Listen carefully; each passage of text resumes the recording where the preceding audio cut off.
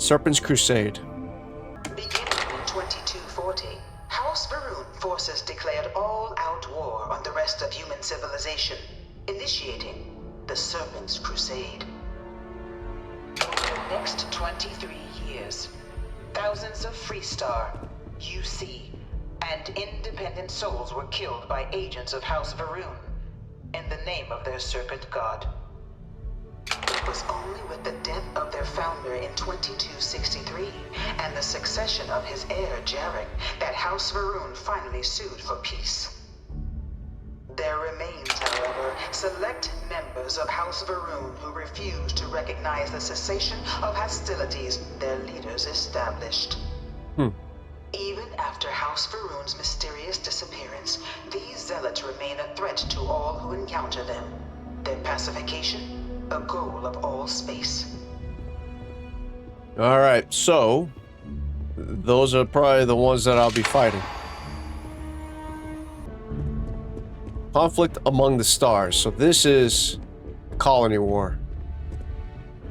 Jeez, what the fuck is that?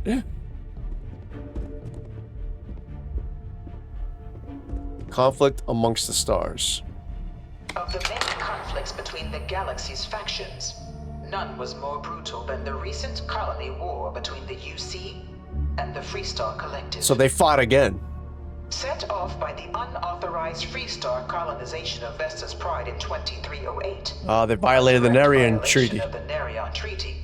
The colony war spread quickly across the galaxy. So they didn't hold their part of the bargain. Both sides deployed every tool at their disposal.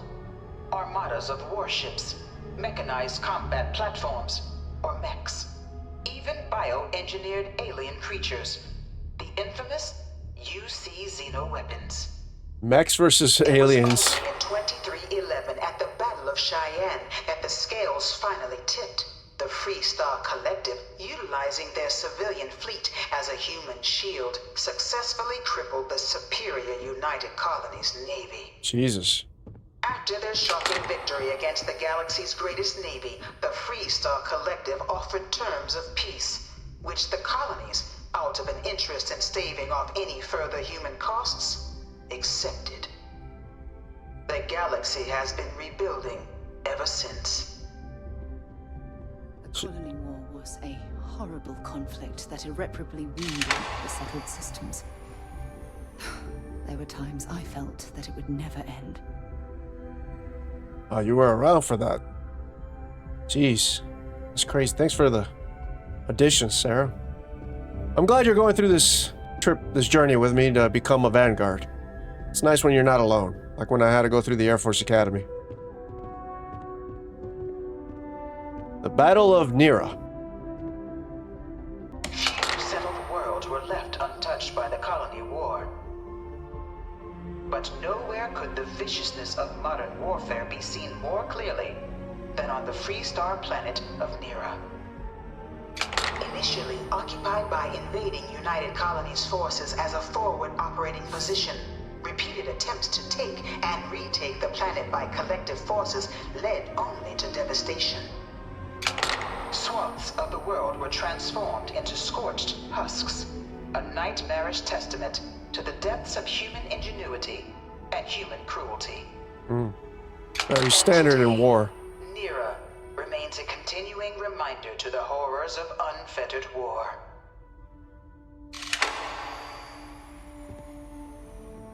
Yeah, war brings out the worst of people. People stop. Is that a mech? Is this what it was like?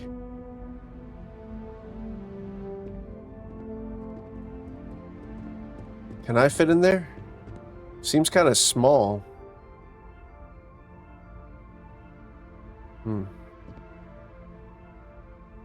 What the fuck is that? There's nothing to learn here.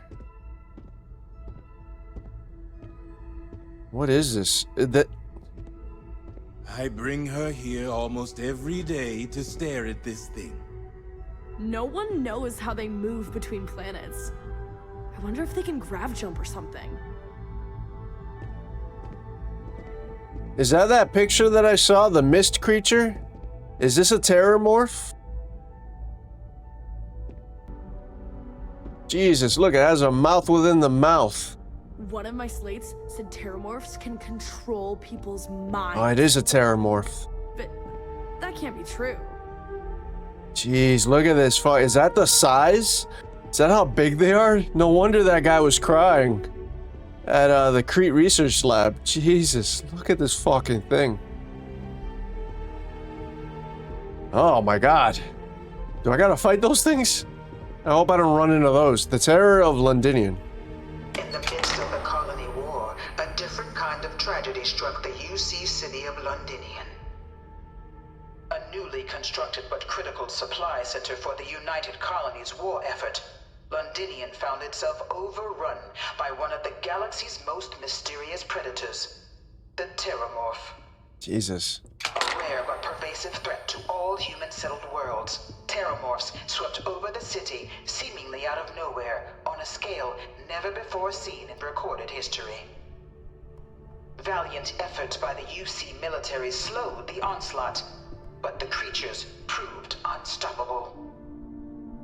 Ultimately, the decision was made to destroy the Londinian spaceport, sealing off the city, the outbreak, and its citizenry from the galaxy at large. The tragedy of Londinian is mourned by the UC to this day. It's a Raccoon City situation. They nuked the town. Jesus. Was the first encounter with a Terramorph in Crete Research Lab? Because he was designating the name Terramorph. I wonder if that's when they first died. Man. This is all crazy, Sarah. The armistice. After the devastation wrought by the colony war, the UC and the Freestar Collective came together to ratify a treaty that became known as the Armistice.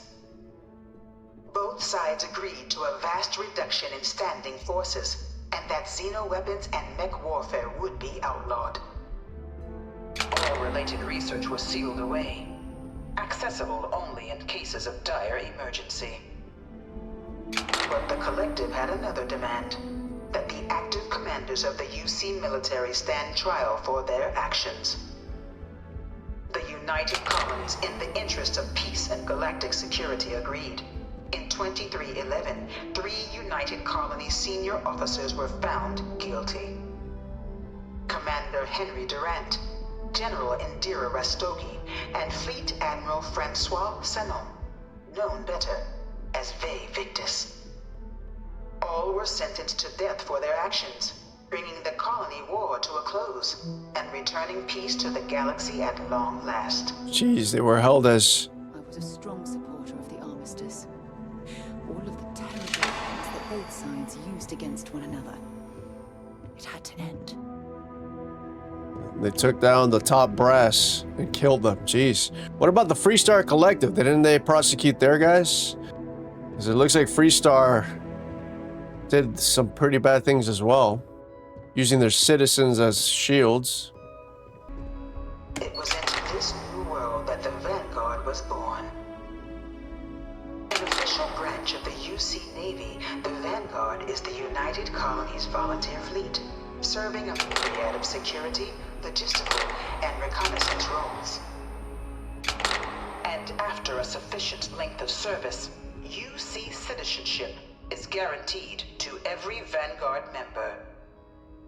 I would probably join the Vanguard in real life. Regardless of origin, the Vanguard is leading the charge to protect and support the citizens of the United Colonies, wherever in the galaxy they may be. It's actually really smart on how to bolster your forces, your military. So it's a branch of the military. I was right. It's not like a civilian force.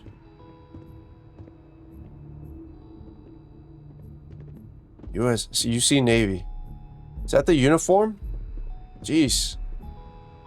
United Colonies citizen. That's the next phase in life after, huh? No one is born a United Colonies citizen. Only through service to the UC can one hope to earn one's citizenship. UC prides itself on taking care of its people. Cost of living controls means citizens pay less than their foreign counterparts for needs big and small. All citizens are issued a grant upon joining to get themselves on their feet. Oh, wow. And only UC citizens have the opportunity to purchase property, getting the chance to live in one of the most beautiful cities in the settled systems. By joining the Vanguard today, you too can begin earning your place here in the heart of galactic civilization as a citizen of the United Colonies. It's actually a really smart way in taking care of your people, giving them a grant to set yourself up. I guess we kind of do that with social welfare. Social security check. Mast Vanguard Pilot Simulator. Oh, so is this where I get tested? The metal on my space, my dogfighting skills? Sarah, you coming?